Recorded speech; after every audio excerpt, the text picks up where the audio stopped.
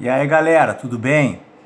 Bom, então gravando hoje mais uma aula de redação, né? Hoje a aula é um pouquinho diferente, né? Porque nas aulas anteriores a gente vinha comentando mais sobre qualidades do texto, né? O que precisa para uma redação, né? Para um texto dissertativo e tal. Hoje a gente vai falar sobre a avaliação da prova do Enem, da redação, tá? A avaliação da redação do Enem. Tá? Esse é o nosso assunto de hoje. Certo? Então, nota da redação do Enem.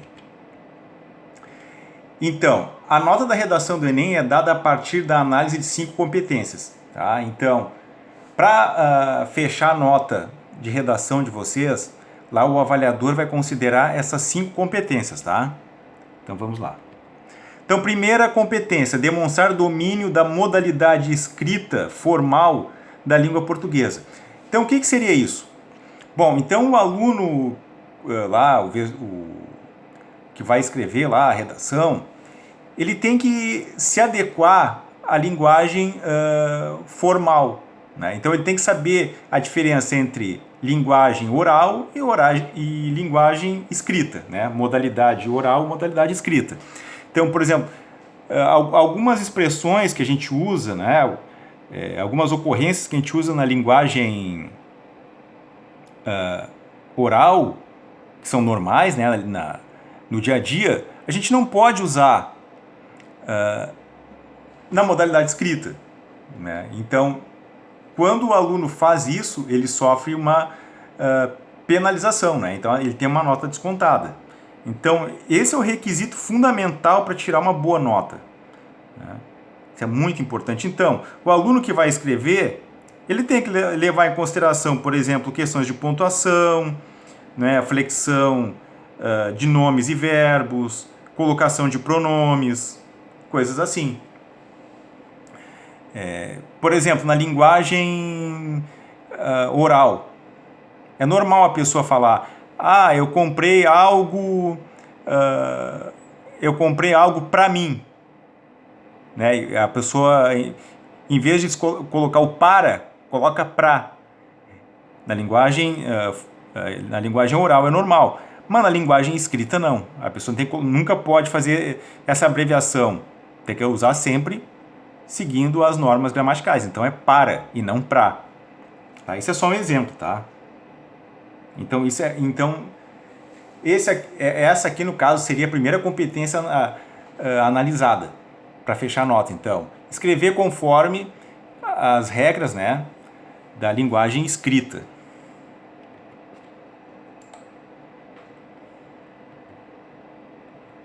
Vamos lá. O próximo.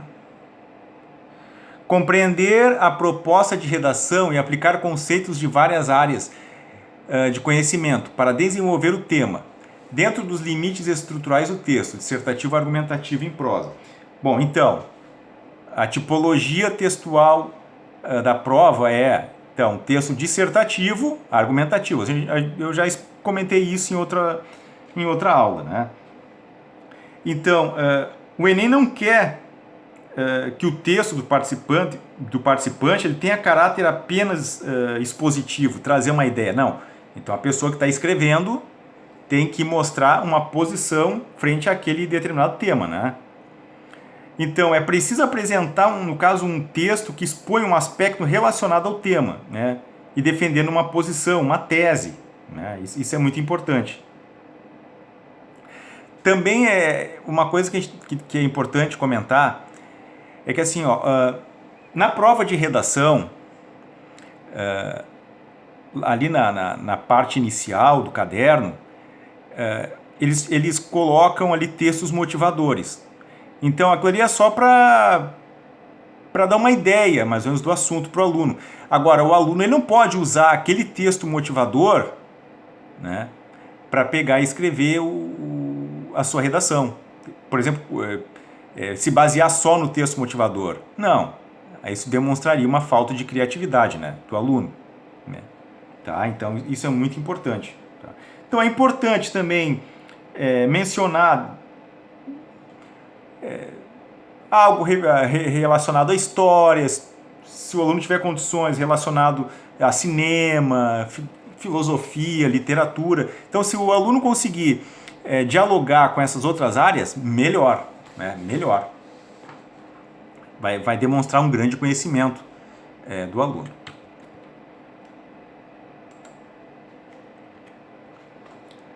Terceiro, selecionar, relacionar, organizar e interpretar informações, fatos, opiniões e argumentos em defesa de um ponto de vista.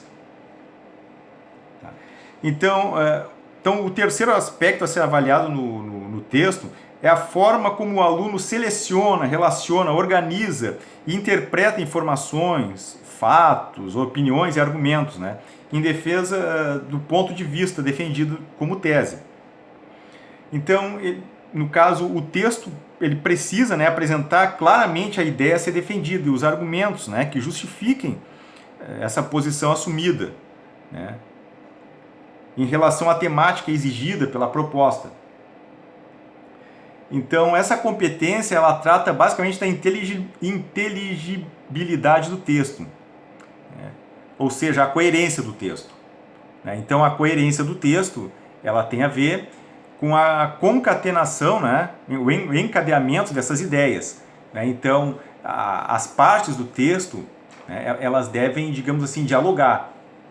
Elas devem manter uma relação lógica entre elas. Né. Então, cada parágrafo ele precisa apresentar informações novas, mas coerentes, né, com aquilo que já foi dito antes. Né, mas sem ficar repetindo. Então, o texto tem que progredir, ele não pode ficar sempre parado, mas ele tem, de alguma maneira, ele sempre tem que estar relacionado uma parte com a outra. Né?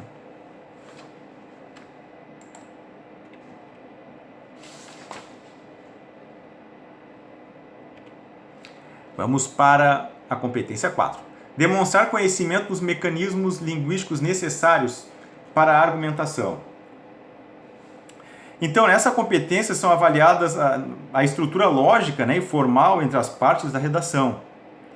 Então, a organização textual ela exige que as frases, né, e os parágrafos estabeleçam entre si uma relação que garanta uma sequência, né, coerente do texto. Né.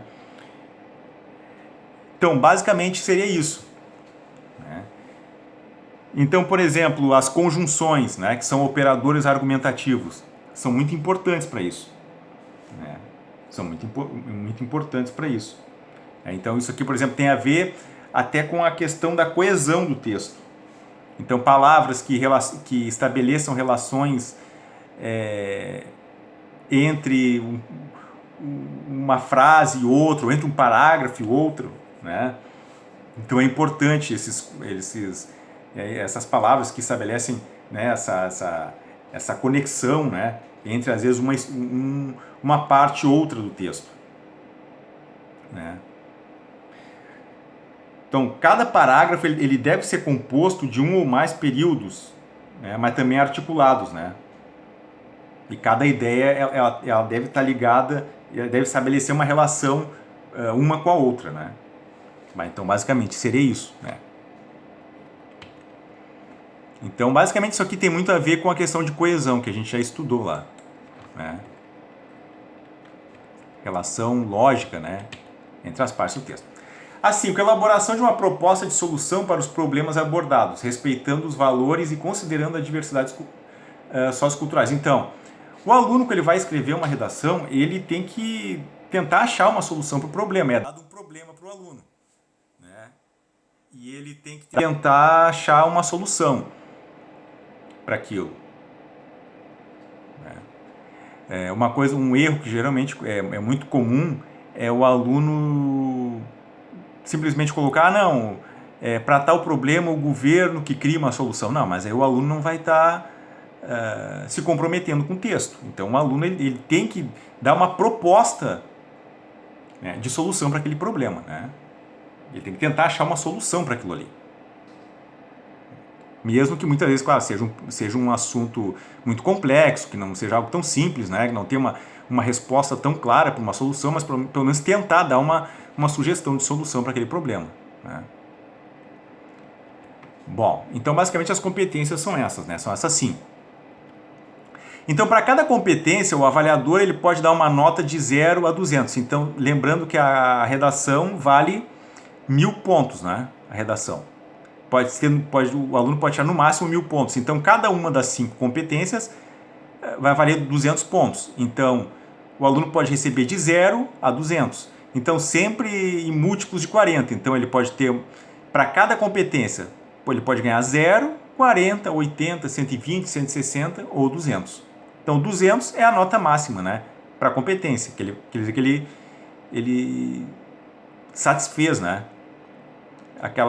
o que era esperado para ele quanto àquela exigência. E se ele tirou 0, bom, aí realmente, né, foi muito mal.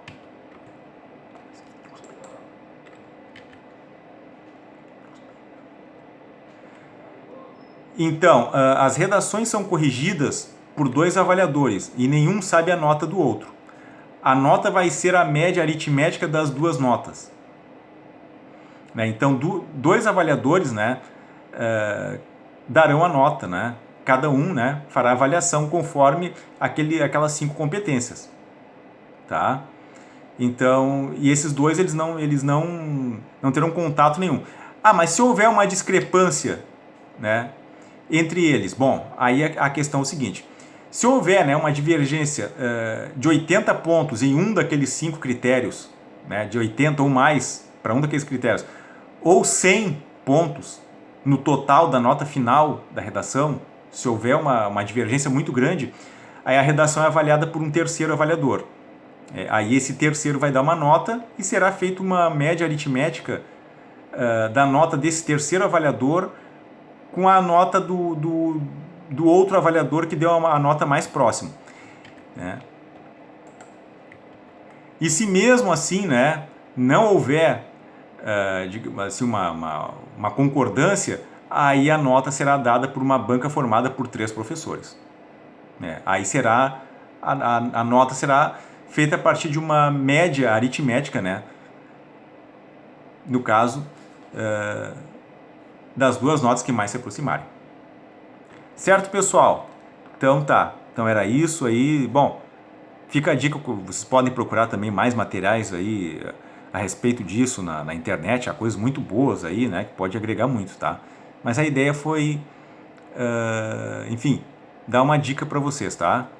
Então tá, isso aí, pessoal.